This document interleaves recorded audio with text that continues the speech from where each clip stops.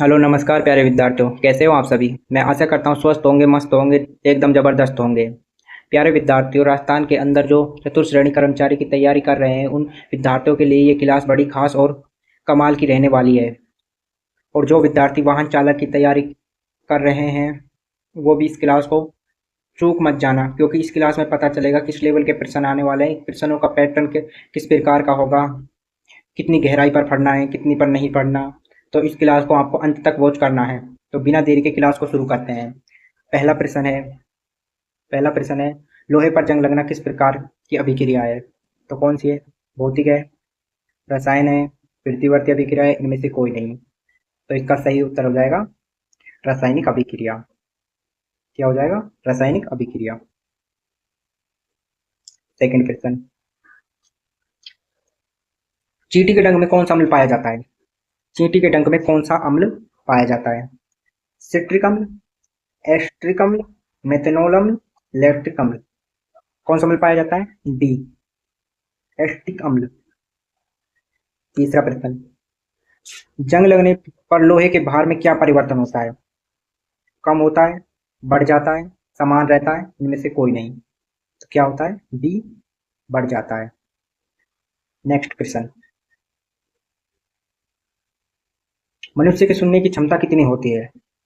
कितनी होती है? 20 से 2000 हर्ट्ज, 20 से 20,000, 20,000 से अधिक, 200 से 20,000। तो इसका सही उत्तर हो जाएगा बी, 20 हर्ट्ज से 20,000 हर्ट्ज। पांचवा प्रश्न, वॉशिंग मशीन किस सिद्धांत पर कार्य करती है। अब केंद्रीय सिद्धांत पर, अभिकेंद्रीय सिद्धांत पर, उपरोक्त में से दोनों, इनमें से कोई नहीं। तो आपका सही उत्तर हो जाएगा अपकेंद्रीय सिद्धांत पर। छठा प्रश्न, आघूर्ण बल की एसआई इकाई क्या है। आघूर्ण बल की एसआई इकाई क्या है? न्यूटन है, न्यूटन मीटर है, मीटर प्रति सेकंड है, ओम है। तो इसका सही उत्तर हो जाएगा न्यूटन मीटर। सातवां प्रश्न, पीयूष ग्रंथि मानव शरीर के किस अंग में स्थित होती है। किस में होती है? मस्तिष्क में होती है, हृदय में होती है, यकृत में होती है, फेफड़ों में होती है। तो सही उत्तर जाएगा मस्तिष्क में। नेक्स्ट क्वेश्चन आठवां, ऑक्सीजन की खोज किसने की। कौन से वैज्ञानिक ने ऑक्सीजन की खोज की। तो इसका सही उत्तर हो जाएगा डी, ए ओ बी दोनों। नवा प्रश्न, कितनी ऊंचाई पर ऑक्सीजन की मात्रा नगण्य हो जाती है। कितनी पर हो जाती है? 50 किलोमीटर पर, 80 किलोमीटर पर, 100 किलोमीटर पर, 120 किलोमीटर पर। तो आपका सही हो जाएगा 120 किलोमीटर पर। दसवां प्रश्न, जी 10वां प्रश्न, जी का मान ज्ञात किया। कौन से वैज्ञानिक ने जी का मान ज्ञात किया? न्यूटन ने, डाल्टन ने, जे जे थॉमसन ने, हेनरी केविट्स ने। तो इसका सही उत्तर हो जाएगा हेनरी केविट्स ने। 12वां प्रश्न, पदार्थ का परमाणु सिद्धांत किस वैज्ञानिक ने दिया। ए मैक्सवेल, बी पास्कल, सी जॉन डाल्टन, डी न्यूटन। तो आपका सही उत्तर हो जाएगा डाल्टन ने।